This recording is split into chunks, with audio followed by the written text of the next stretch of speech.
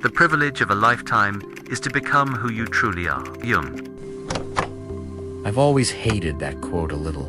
Not because it's wrong, but because it sounds like becoming yourself is some elegant ceremony instead of a long series of humiliations. Let me start somewhere uncomfortable. I've spent an embarrassing amount of time wanting to feel chosen. Not special in a loud way, more like secretly exceptional. Like there's a hidden label on me that explains why ordinary life feels wrong. Wrong. You know that feeling. Standing in line, scrolling your phone, doing something painfully normal and thinking, this can't be it. There has to be a deeper version of me somewhere. That's usually where the idea of a true name sneaks in. Divine name. Soul.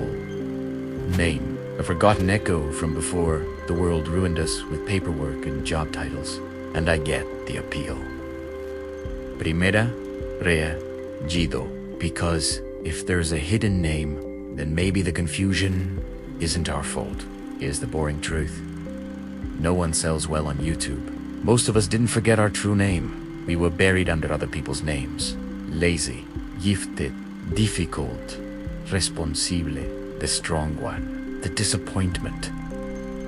By the time we're adults, our real voice is so layered under expectations that we confuse silence for mystery.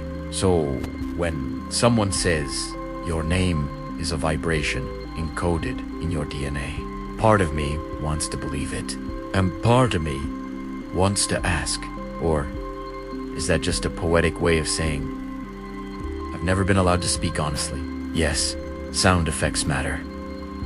Cymatics are real. Frequencies shape patterns. But here's where I stop, nodding politely. Just because sound shapes sand doesn't mean whispering affirmations fixes a life you refuse to examine. I've tried it.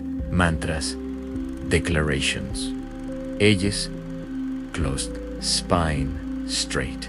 Serious face. And sometimes it felt powerful. Other times it felt like yelling into a mirror and hoping the mirror answers back. So when we talk about a true name, I don't hear magic. I hear longing. The longing to stop performing. To stop translating ourselves into something acceptable. If there is something sacred here, it's not mystical. Ites, tis. Most people choke on the words they never say. We don't lose our voice because we forgot our divine name. We lose it because honesty has consequences.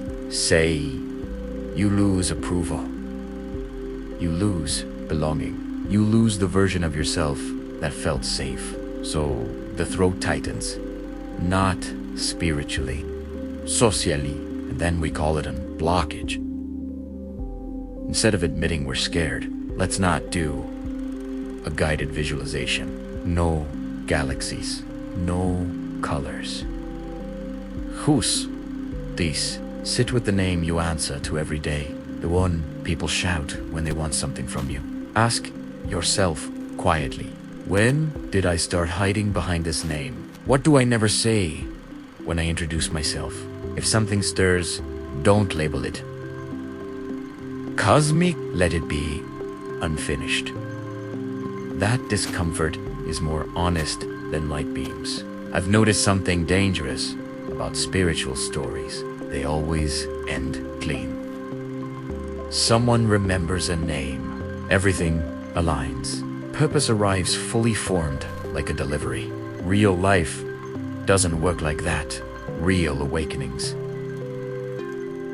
are messy. They make you harder to categorize. Sometimes harder to love. If there is a divine name, I doubt it sounds like poetry.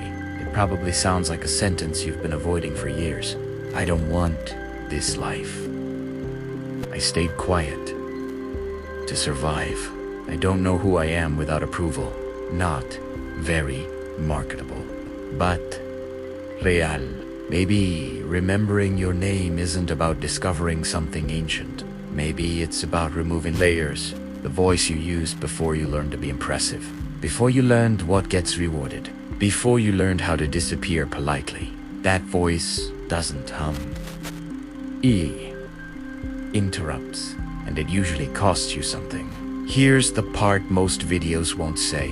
Nothing activates you. If you change, it's because you chose to stop lying in a specific place, and that choice doesn't feel divine. It feels terrifying and boring and lonely at first. No choir, no symbols, just the slow work of aligning what you say with what you feel, even when it makes you less likable. So, if there is an eternal echo, I don't think it's a forgotten syllable from the stars. I think it's the part of you that flinches every time you betray yourself. That flinch? That flinch, that's the echo. And it doesn't need remembering. It needs listening. If this stirred something uncomfortable or familiar, leave a comment, answering just one question. What part of yourself have you been renaming to avoid listening to it? If this kind of thinking resonates with you, you're welcome to like the video and subscribe. Not for answers, but for better questions.